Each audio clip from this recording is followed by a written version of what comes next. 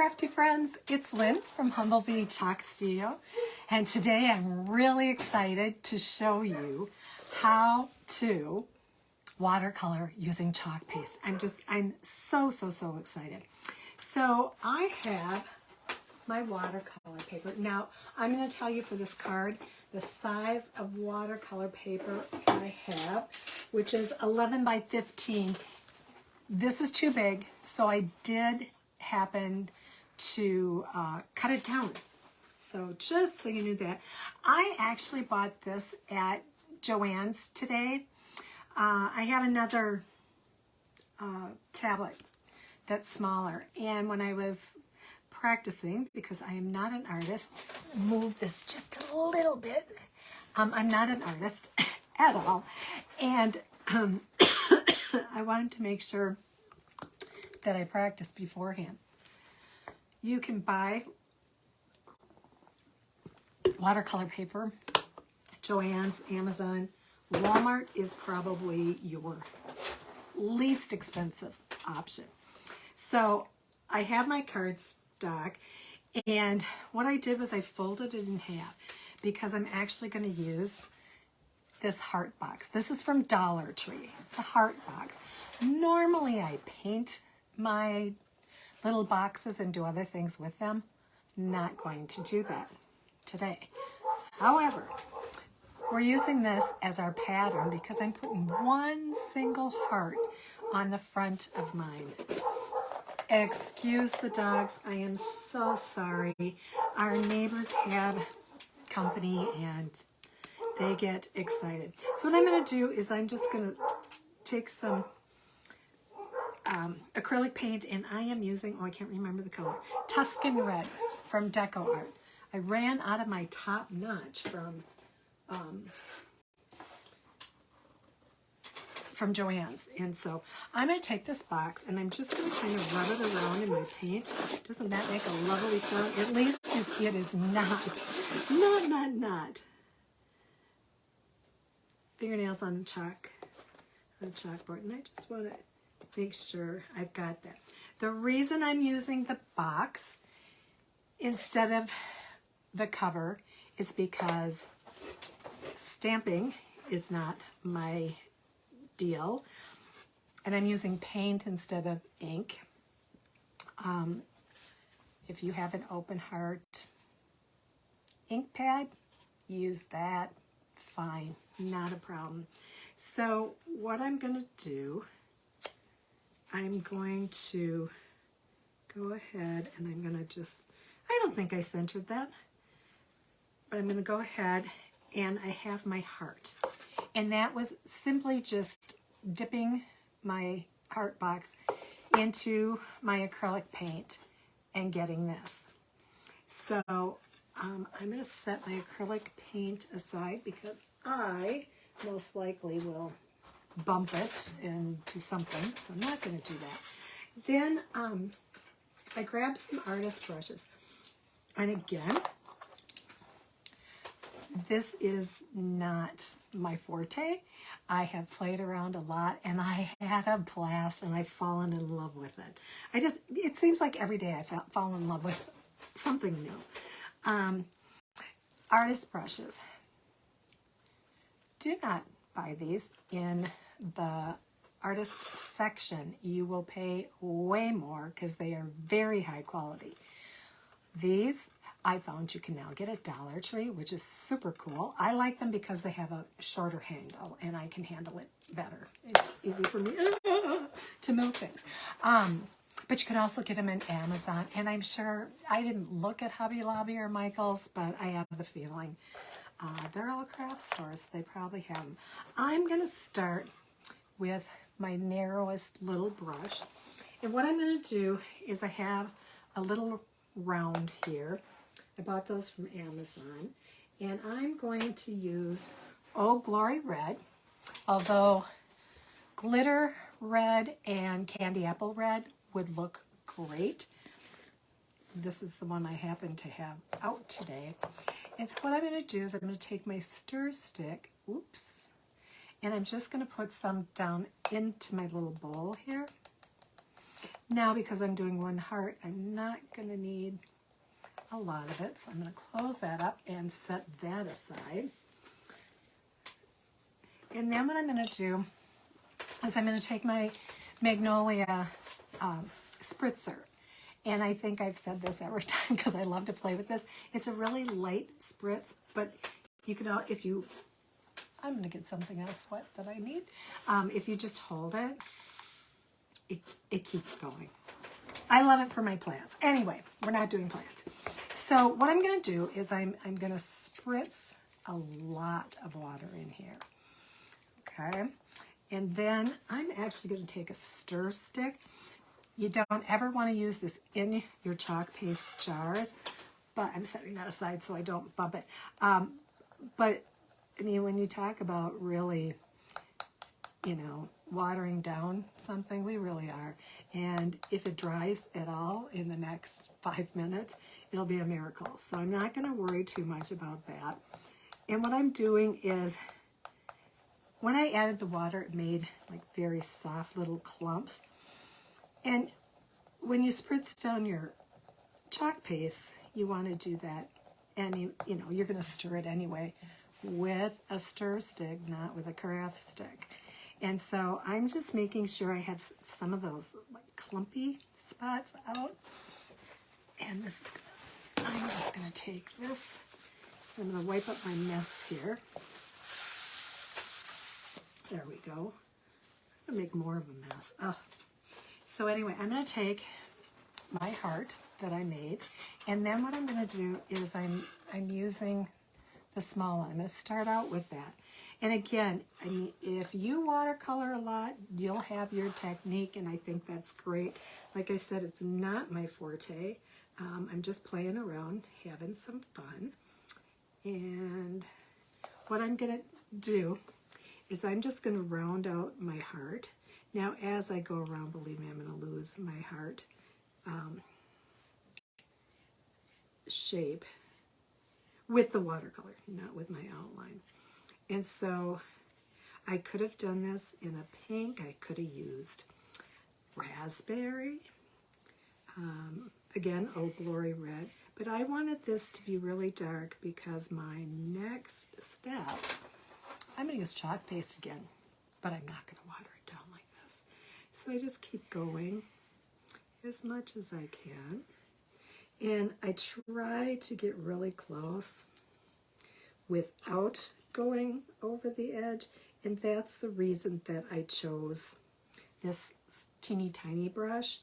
And again, you know, I'll have to do some more research on watercolor because like I said, it's not my, see what you do? I went out of the line just a little bit. I know, remember back in school it was color in between the lines, and now it's not so much. Kind of the free-for-all is better for kids when they're learning how to become little artists. And so, I know that's my teacher side talking. I need to stop being such a teacher, just be more of an instructor on how to use chalk paint. So again, I'm just going to come around here.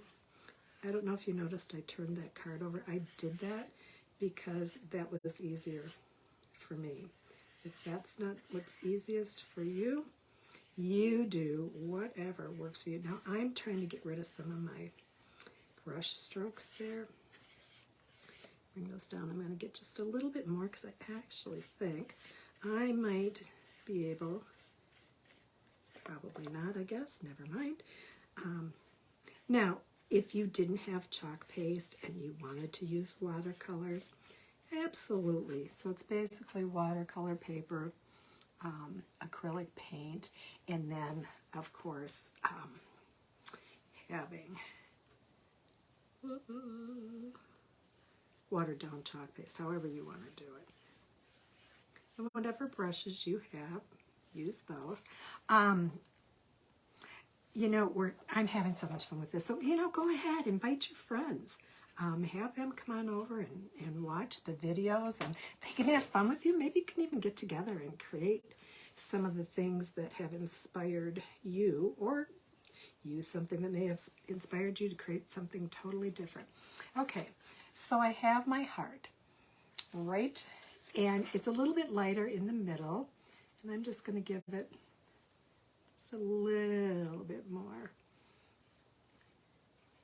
And again, I'm more worried about this looking like a heart than my painting like a heart. I'm going to set this aside, and I'm also going to put my watercolor chalk paste aside, my box. And what I'm going to do, I needed that to dry, and I didn't want to bore you with waiting for it to dry. So I have another one, and this is the one that I cut down. This was my smaller paper, and this was just folded in half. But it did not fit what I wanted to do. I needed a larger size. So going much larger and then being able to cut it. So I have my heart. I did it the exact same way, and it's drying. So now what I'm going to do, I'm going to do the outside first. These are conversational hearts, and so this stencil comes with an open heart like this one is, and then it comes, oh, here I do have them. Then it comes with a couple of closed hearts that you would chalk paste, you know, that whole thing, or ink, and then it comes with all these little sayings. And so, like they are, conversational hearts. So I'm going to use this one here. I have not used this a lot, and so what I did was I came in earlier and took my tacky cloth and I fuzzed and fuzzed and fuzzed and fuzzed so that we wouldn't sit here for 5-10 minutes fuzzing. That gets a little old. So what I'm going to do is I'm going to set this in my heart, hoping that I have it centered. Do I have it centered? Pretty well. And I'm just going to make sure that my whole heart is down flat. Notice I did not push all of this way down because I want to make sure that it comes off my paper without pulling the paper up with it. So I've got my white chalk paste here. I've been playing around today, so I did stir it already. So I'm just going to take a little bit on that, cover up my chalk paste here. And then again, I'm just going around, trying not to go too hard. And mostly that is because I don't want this paper up. Usually I wait. If I'm doing paper or glass, even metal, I really make sure that my stencils have been well loved. And this one, I have to be honest, hasn't been well loved. So I am really crossing my fingers I don't ruin a stencil. I'm going to set that aside because I'm going to use it again. So what I'm going to do is pull up my stencil, and I'm doing this slowly and carefully. Yeah, I have a couple places that I didn't go hard enough, but like I said, I'm okay with that. I have one little spot here where I didn't press hard enough. And again, the stencil was not well used or loved. I'm going to dry this off. I have cords wrapped around my... You can use a hair dryer. You don't have to use a big fancy heat gun. Make sure that is dry.